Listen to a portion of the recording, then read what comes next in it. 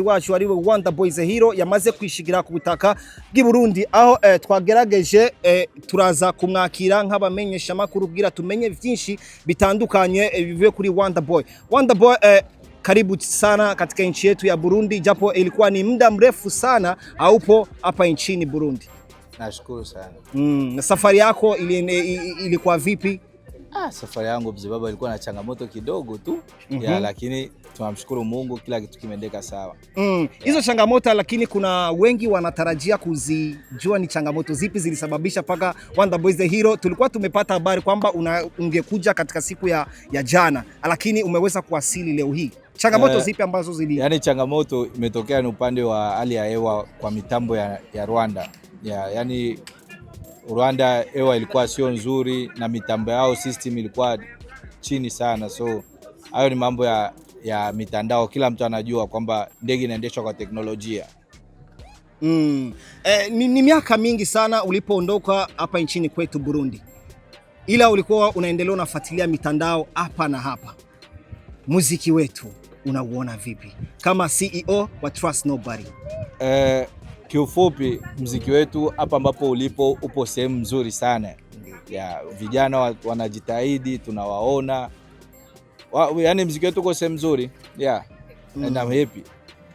Wonder Boy, watu wanakujua kama mtu ambaye alimanage Sadbi, lakini ulikuwa na miaka huko hapa. Kitu gani ambacho imesababisha Wonder Boy arudi leo? Ni shughuli za familia au kuna kitu kingine? No, yani kitu ambacho kimeleta kwanza hapa ni kutizama mazingira jinsi yalivyo, na nitizame hali ya hewa, nitizame kwa sababu mimi ni mfanyabiashara, nitizame uwekezaji wangu utaenda kwenye sekta gani, nitizame jinsi kila kitu kipo. So niko hapa kwa ajili ya kujifunza, nijifunze mji kama jinsi wanavyosema miaka mingi sipo around, na huenda kipindi kile nilikuwa kama vile manager wa wasanii, ila anaweza kuja kama investor. Hapo zamani pia ulikuwa una invest kimuziki. Hapo jina lilikuwa ni ile ni investor. Leo ukiangalia vile ambavyo ulivyoinvest kwenye muziki wa Burundi, na ni tuseme level ambayo pale muziki wetu ulikuwepo, na sasa tuseme kwamba siku hizi Wanda hata invest tena kwenye muziki. Siwezi nikasema kama siwezi nikainvest kwenye muziki, kwa sababu mimi yani miaka yangu yote hapa mimi najulikana kama vile mwanamuziki. Na muziki ni kitu ambacho kipo kwenye damu. Yani muziki hauna umri, na muziki ni kitu ambacho kipo kama maji, kiu. Siku ukisikia kiu utakunywa, na mimi nikisikia kiu ya kurudi tena kuinvest kwenye muziki nitarudi. Hii miaka ulikuwa uonekani? Nilikuwa sionekani. Ulikuwa uonekane kwenye muziki kwa kazi za wasanii. Sababu gani? Yani kwenye kusupport wasanii ulikuwa uonekani sana kama enzi zile. Unajua most of wa vijana ambao wako sasa hivi, unajua kipindi kile nilikuwa na wasanii ambao tulikuwa kama vile tukisema ni watu ambao walikuwa tuko kwenye level moja, kama vile wa Braza nini. Tulikuwa kina Satbi, tulikuwa na Fariazi, kulikuwa Lolilo. Sasa ukiona kipindi hichi kuna watoto wadogo ambao wanakuja, na mimi ni mtu ambaye nina miaka yangu kwenye muziki, nimeshajenga jina. Sasa siwezi nikasema mimi niingie tena kwenye mitandao nianzane na Dramatiki, Riku, ni wadogo zangu. So heshima yao inabidi iwe pale, na ndio kama unaona mimi sina zile changamoto wa kusema watu ambao walikuwa waleta zile changamoto na ambao walikuwa sababisha mimi niingie kwenye ile changamoto walikuwa na wakina Fizo, wakina Satbi, wakina nani. Hao ndio watu ambao wanaweza kanifanya mimi nifanye changamoto tena za mzee baba. Ukiongelea hao wasanii wadogo, kuna dogo ambao tulikuwa tumeshaambiwa kwamba wewe ndio una manage. Samani, sijasema msanii mdogo ki industry. Mimi nasema mdogo kimiaka, kwa sababu hakuna msanii mdogo mwenye ameshaenda Ulaya anasafiri huko na huko, ni wasanii wakubwa. Na mimi ndo kimiaka naongelea mimi. Na mimi ndo namuongelea huyo Crown. Gikuaje? Crown Badass. Kuhusu Crown, ni msanii ambaye ana kipaji, ni dogo ambaye sema alifika kipindi kibaya. Unanielewa? Unajua ukikuwa investor una invest, akisha kuna kipindi ambacho unaweza kukatika nguvu. Unanielewa? Na ule dogo amefika kwenye kipindi ambacho nakatika nguvu kwenye muziki. Ila hakukuwa changamoto yoyote, ilikuwa tu ni upande wangu. Niliona kwamba I've been doing these things for so long. Unanielewa?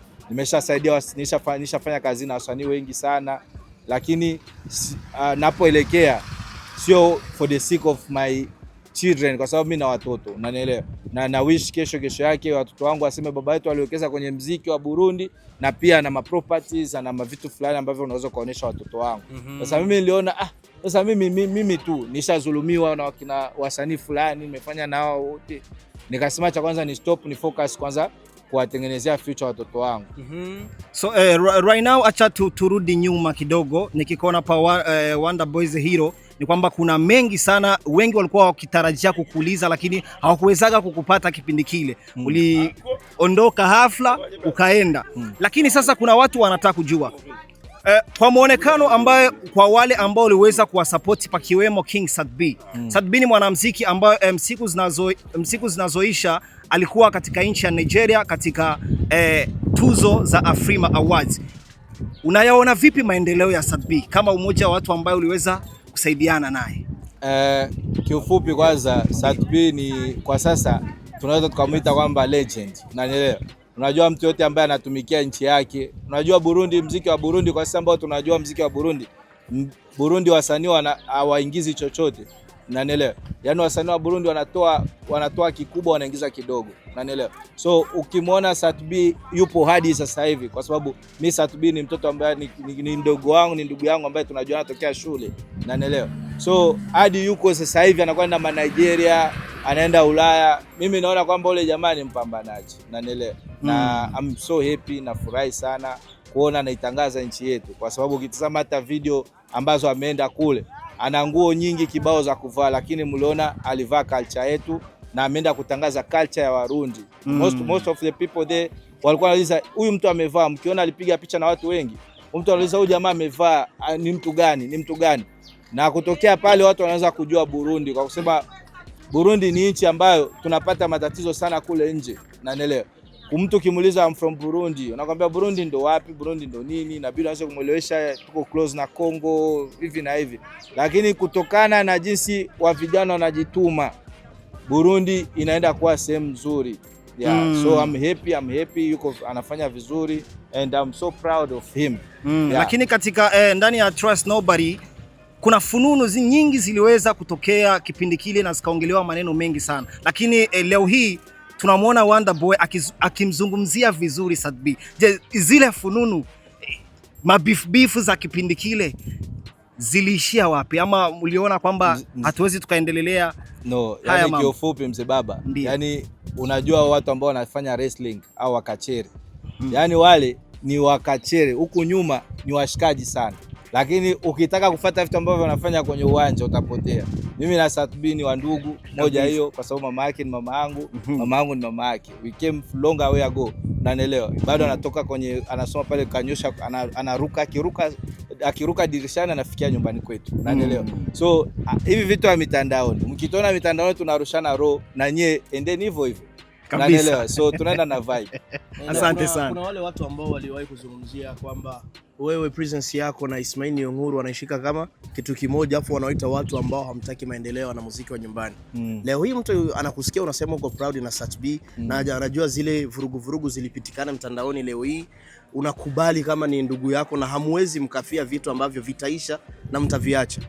Ukiwajibu wale watu wamekuita muharibifu wa muziki wa nyumbani, unaweza kuwajibu kivipi kwa maneno mawili? Yani kiufupi sina cha kuwajibu. Mimi nitawajibu tu wajue industry jinsi inavyokwenda. Kitu kikiitwa entertainment yani wanakuambia ni maigizo. Na naelewa, yani unaigiza ukweli usiokuwa na ukweli. Yani Sadbi, yani hata yani vurugo zote ambazo mlikuwa sikia social media, namwambia nitampiga nikifanya hivi nikifanya, lakini tunakaa pembeni, tunaikaa sehemu, tunakula sehemu moja. Even ni kipindi nilipo South Africa, ni mtu ambaye ana share idea zake zote. Yani mimi najua move zake the A to Z. Unanielewa? Sasa kwenye mziki ukitizama ni vitu ambavyo tunajenga mziki, unanielewa? Tunaweza tukasema bana tufanye changamoto. Mimi naingia kwenye mziki nifanye kama ina ubaya na mtu fulani. Show business inahitajika, unanielewa? Lakini deep down Sadbi anajua kama mimi ni ndugu yangu, na anajua kama mimi ni brother wake, na tuko peace sana, unanielewa? Yani hata sasa hivi, hata jana tumeongea kipindi huko airport, na mimi nilikuwa kufika naye pamoja, ndio hivyo. Sasa wale ambao wanachukulia kwamba mimi na uadui mimi naharibisha, mimi siwezi nikainvest pesa zangu kwenye mziki wa Burundi, na mimi najua na mimi nataka mziki wa Burundi uende down, unanielewa? Hakuna mtu ambaye anaweza akaharibu kitu ambacho anachokijenga. Tukiachana Sat B, alipitikana Kingorongoro, alipitikana Nelson B. Wengi wao wanauliza Nelson B leo hii kwa wapi? Unasema Sat B ni ndugu, tunaongea. Una habari za Nelson B? Kuhusu Nelson B, unajua kwenye mziki kuna wale ambao ni watoto wa mama na sisi ma street kids ya. Street kid ni sisi vijana ambao hatukwagi tunaendeshwa tena na wazazi wetu, tunawaheshimu lakini tunajiendesha sisi kama sisi. Sasa ni vigumu sana umwendeshe msanii ambaye bado anaendeshwa na wazazi wake. Unanielewa? Unaweza kumwambia msanii inabidi twende sehemu fulani, yeye anakuambia no, mamangu hakunikubalia, mamangu hajanikubalia. Sasa Nelson B nimeenda naye South Africa, but for the meantime ana wazazi wake, na wazazi wake wakamhitajia. Wakamwambia bana, inabidi uachane na hizo nyimbo ambazo naimba, urudi kwenye nyimbo za Injili. Na ndio kama unamwona Nelson B hadi sasa hivi amerudi kwenye nyimbo za Injili, ni mtu ambaye anasali sana, anaimba nyimbo za Injili. Kwa kiufupi mama yake Nelson B ama wazazi wa Nelson B? Wazazi wa Nelson B kukaa muziki. Yaani vitu ambavyo vilitokea kuhusu Nelson B ni wazazi wa Nelson B, na kingine kilichotokea kuhusu Nelson B ni part of au watu ambao mnafanya nao kazi, watu wa medias, unanielewa? Unajua kama watu wa medias mnaharibu sana mziki nyie, na mnaharibu vipaji, mnagawanya makundi, wasanii wanakuwa makundi, na ndio vitu vinakuja, unanielewa? Unajutia kumpeleka South Africa na kufanya album na kufanya ngoma video kalikali, baadaye na akaacha mziki kwa sababu ya kuambiwa maneno na watu? Mimi sijajutia kwa sababu mziki wa Burundi sija invest kwa kusema niwe tajiri. Kwa sababu mimi naujua, yani kitu ambacho na invest najua na I'm doing it for the love of the country. Yes, ni miezi kadhaa imepita ulioachia wimbo wa Turn Me On. Tutarajia kwamba kuna nyingine wimbo zitakuja zinafuata wimbo ule. Kama jinsi unavyojua mimi nimeshakuwa kama vile mzee. Yaani uzee wangu ni kusema naweza nikajisikia leo acha kwanza niende kwenye kamera. Yaani mimi ni kama Epifamba vile. Tunakaa kwenye zile level zetu. Tunaweza tukasema leo naamka naenda zangu studio, naenda studio. Yaani ngoma zipo tu. Hata sasa hivi ukisikia tu mzuko unapanda naenda studio. Unanielewa? Lakini sio kwamba mimi nipo very serious kwenye muziki wangu peke yangu. Kabisa. Tumeweza kumuona manager Epifamba ambaye ni mtu mkubwa sana katika industry ya kwetu hapa nchini kwetu Burundi. Usaidizi wake upo vipi, ama ukaribu wa wewe na Epifamba uko vipi kwa wale ambao unajua mzee baba, mimi ni mtu ambaye kwamba mtu wa kwanza ambaye naheshimu sana ma legend. Unanielewa? Yaani mtu yote ambaye anaitwa legend na mheshimu sana zaidi ya sana. Hata mimi niwe eti mimi ndo nimechukua mji, mimi ndo star Burundi nzima, ila mtu yote ambaye anaitwa legend na mheshimu. Epifamba ni legend ambaye sisi wote bado tuko darasani tunamuona ndo mkali wa show. Dream yetu ilikuwa ni sisi kuwa karibu yake. Sasa mimi nimeshapata opportunity ya kuwa karibu yake, kwa nini nimpoteze? Na ndio nakuwa naye hadi sasa hivi. Yes. Kuona kazi nyingi kutoka Trust Nobody, tuone pia ina shine kama mwaka ule. Mzee baba, Trust Nobody bado ina shine. Na naelewa. Lakini hakuna wasanii wengi ambao yaani wewe sema kwamba unajua Trust Nobody tunatumika vipengele tofauti. Na naelewa. Sasa hivi kipengele cha muziki ukisema Imo alikuwa hapa Burundi, watu ambao wamemtafuta Imo ni Trust Nobody, ni kampuni ya Trust Nobody ndio imefanya chini na juu ikaongea na Imo hadi Imo afike hapa Burundi. Sasa yani Trust Nobody tupo, lakini tupo kisekta nyingine. Unanielewa? Tupo pale tunaweza tukakutanisha wasanii wa Kiburundi, tunakutanisha na wasanii wa South Africa. Yani Trust Nobody mnajua tunafanya mambo makubwa. Yani kawaida yetu sisi tunasogelea wale, yani penye tunaona msanii wa Burundi anaona hawezi akafika, sisi tunamfikisha kiurahisi kabisa. Tukushukuru sana kwa muda wako, tukaribishe pia nyumbani, enjoy. I think tutaweza kuzungumza mambo mengine baadaye. Mimi pia nawashukuru sana watangazaji. Muendelee, msikati nguvu. Unanielewa? Wanakuambia kwamba mchimba kaburi achokagi. Unanielewa?